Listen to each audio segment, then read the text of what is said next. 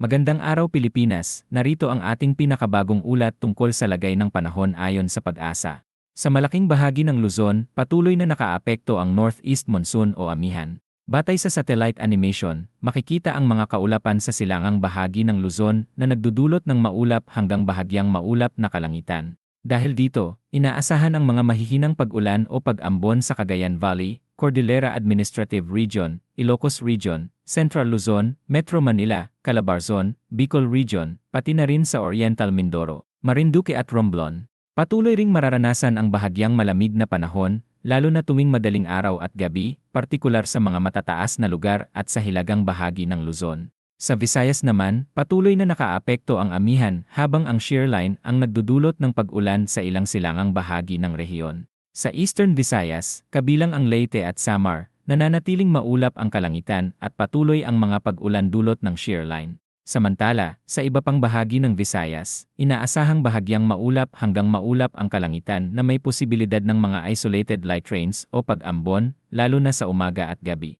Samantala sa Mindanao, wala tayong binabantayang bagyo o low pressure area na direktang makaapekto sa bansa.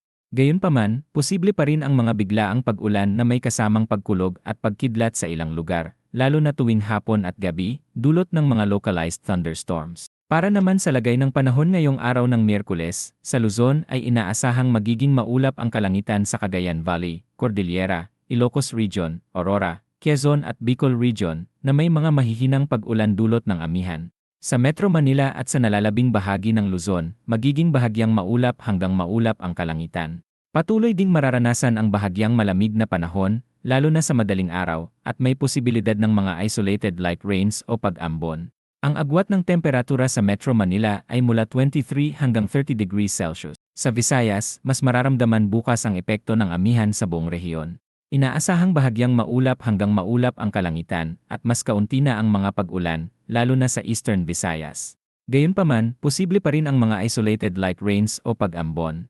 Ang agwat ng temperatura sa Cebu ay mula 25 hanggang 30 degrees Celsius. Sa Mindanao naman, posible pa rin ang mga biglaang pag-ulan na may kasamang pagkulog at pagkidlat dulot ng localized thunderstorms. Ang agwat ng temperatura sa Davao City ay mula 24 hanggang 32 degrees Celsius. Para naman sa lagay ng dagat, wala tayong nakataas na gale warning sa alinmang bahagi ng bansa.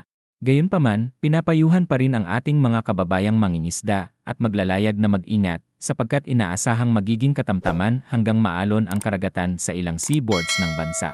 Para naman lagi kang updated sa latest na lagay ng panahon, pakiclick mo lang ang subscribe button para sa napapanahong updates.